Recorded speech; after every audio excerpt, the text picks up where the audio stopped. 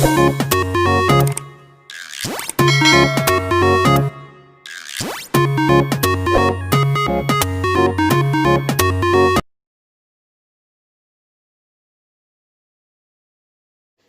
Students, आशा करती हूँ कि आप सारे लोग बहुत अच्छे होंगे और सारे ही अपने घरों में सुरक्षित होंगे। आज हम स्टडी करेंगे एनसीईआरटी क्लास 10th का चैप्टर नंबर 13 है, जिसका नाम है सरफेस एरिया एंड वॉल्यूम। ठीक है, तो इसमें जो क्वेश्चंस हैं वो सरफेस डिफरेंट टाइप की फिगर्स के सरफेस एरिया निकालने के लिए और उनके वॉल्यूम्स निकालने के लिए क्वेश्चंस हैं। ऐसे ही क्वेश्चंस आपने 9th क्लास में भी पढ़ा था, ये चैप्टर आपने 9th क्लास में भी पढ़ा था, पर वहाँ पर आपको अलग अलग फिगर्स के वॉल्यूम निकालने पड़ते थे जो कि एक ही टाइप की होती थी जनरली। यहाँ पर कॉम्बिनेशन ऑफ फिगर्स है, मतलब जैसे 2-3 क्यूब मिला दिए या 2-3 क्यूबॉइड मिला दिए या फिर एक कोन और एक सेमी सर्कल सेमी स्फेयर को मिला दिए। इस तरह के क्वेश्चन यहाँ पर होने वाले हैं। तो सबसे पहले हम स्टार्ट करेंगे बिल्कुल बेसिक से, जिनका कंसेप्ट क्लियर नहीं है एक बार और क्लियर हो जाएगा।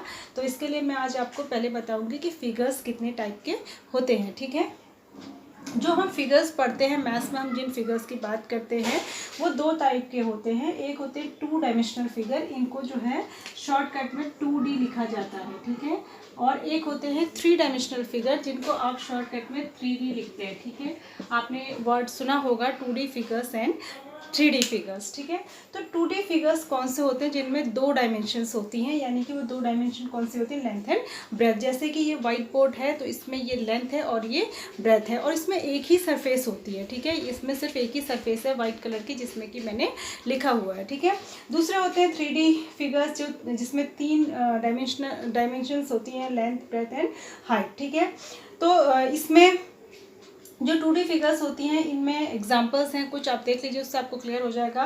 जैसे ट्राइंगल, क्वाड्रिलेटरल, सर्कल, ये सब के बारे में आपने पढ़ा है, बहुत छोटी क्लासेस से, आप बहुत वेल नोन है इसके बारे में। ठीक है, तो ट्राइंगल, क्वाड्रिलेटरल, सर्कल, जैसे अब मैंने यहाँ पर क्वाड्रिलेटरल के कुछ एग्जाम्पल्स भी लिख दिए, जैसे square, rectangle, kite shape, trapezium, parallelogram, बहुत सारे होते हैं। ये सारे 2D के अंडर ही आते हैं। ठीक है, और ये जो है 3D में होता है क्यूब, क्यूबॉइड, सिलेंडर, कोन, स्फेयर, ये इसके एग्जांपल्स हैं। जो 2D फिगर्स होते हैं, जैसे कि ये वाइट बोर्ड, जैसे मैं आपको एग्जांपल दे रही हूँ, जैसे टेबल का टॉप, तो उसका आप क्या क्या फाइंड कर सकते हैं। उसका एक तो आप एरिया फाइंड कर सकते हैं। क्या फाइंड कर सकते हैं, एरिया फाइंड कर सकते हैं। एरिया माने ये जो वाइट वाला पोर्शन जितना भी है, ये कितना है, ये इसका एरिया है। ठीक है, जितनी जगह इस वाइट पोर्शन ने ऑक्यूपाई की है वही इसका एरिया है, उसको हम फाइंड कर सकते हैं। जैसे इस केस में आप जानते ही हैं कि एक रेक्टेंगुलर वाइट बोर्ड है, तो लेंथ इंटू ब्रेथ। ठीक है, और उसके साथ ही हम पेरीमीटर, यानी कि इसकी जो किनारे किनारे जो बाउंड्री है जिसने ये वाइट वाले पोर्शन को एनक्लोज किया हुआ है, वो इसकी बाउंड्री है, उसको भी हम निकाल सकते हैं। वो क्या होता है, सम ऑफ ऑल साइड्स, मतलब कि किसी भी 2D फिगर में, चाहे वो ट्रायंगल हो, चाहे वो क्वाड्रिलेटरल हो, पेंटागन हो, हेक्सागन हो, हेप्टागन हो, उसमें जितनी भी साइड्स हैं उन सारी साइड्स का अगर हम सम कर दें तो वो उसका क्या होता है, पेरीमीटर।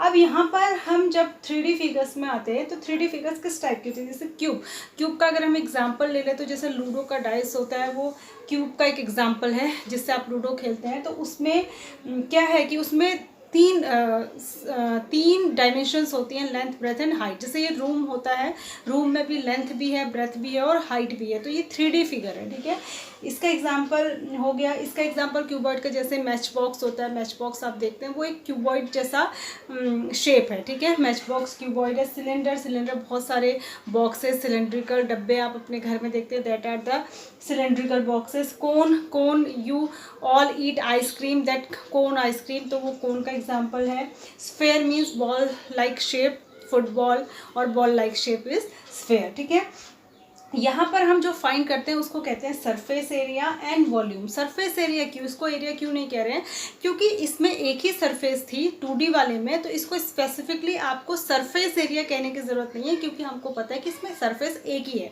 लेकिन जो यहाँ पर है, जैसे कि लूडो का डाइस हुआ, उसमें 6 सरफेसेस होती हैं। ठीक है, तो वहाँ पर स्पेशली आप सिंपली एरिया नहीं कहेंगे, आप सरफेस एरिया निकालेंगे, मतलब 6 की 6 सरफेसेस का आप एरिया निकालेंगे, फिर उसको ऐड कर देंगे, तो इसको कहते हैं सरफेस एरिया। तो उसमें तो 6 सरफेसेस है, जिसमें जितनी भी हो, कोन में 2 सरफेस होंगी, ऐसे अलग अलग में अलग अलग सरफेसेस होंगी, तो उन सारी सरफेसेस का एरिया निकाल के ऐड करने को कहते हैं उसका सरफेस एरिया फाइंड करना।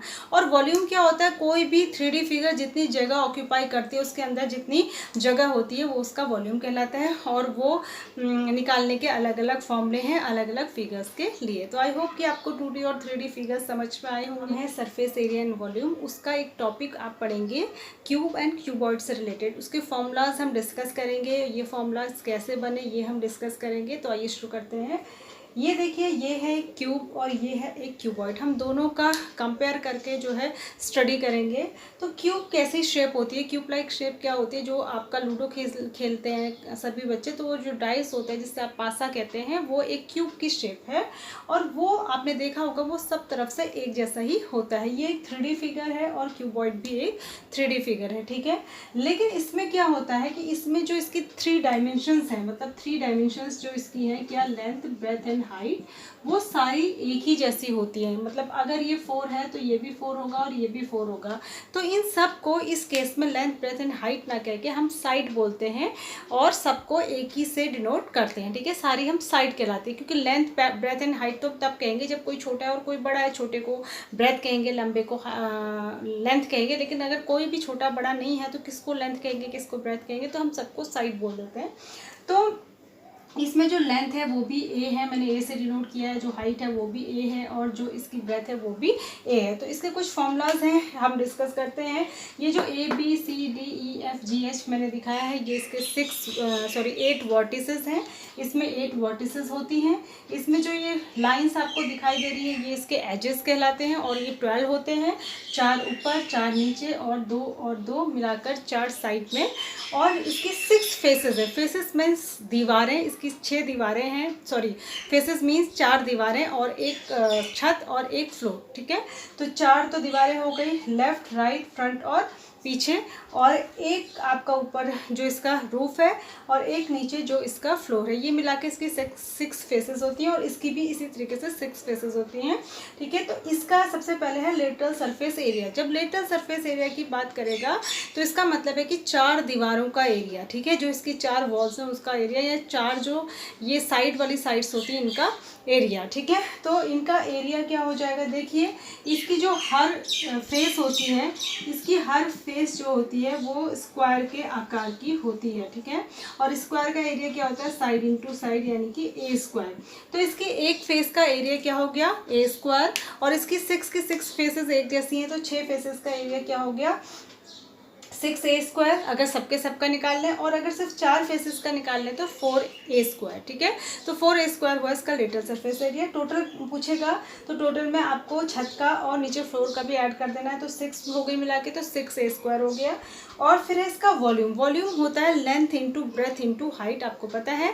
अब यहाँ पर कोई भी लेंथ, कोई भी ब्रेथ, कोई भी हाइट नहीं है, तो क्या हो जाएगा, side into side into side, यानी कि ए इंटू ए, यानी कि ए क्यूब। एक बात और है, एरिया जब भी निकालते हैं स्क्वायर यूनिट में आता है, चाहे सेंटीमीटर स्क्वायर, मीटर स्क्वायर, कुछ भी आए तो वो स्क्वायर यूनिट में आएगा जहाँ पर एरिया वर्ड आएगा। जहाँ पर आएगा वॉल्यूम वर्ड वो क्यूबिक यूनिट में आएगा, जैसे सेंटीमीटर स्क्वायर, मीटर स्क्वायर, इस तरीके से, ठीक है। सेंटीमीटर क्यूब, मीटर क्यूब, इस तरीके से।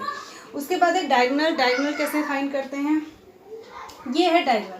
डायगोनल का मतलब है रूम। आपने देखा होगा, आप अपने दिमाग में रूम को इमेजिन कीजिए और रूम के छत के कॉर्नर को आप किसी फ्लोर के कॉर्नर से मिलाएंगे तो वो डायगोनल हुआ।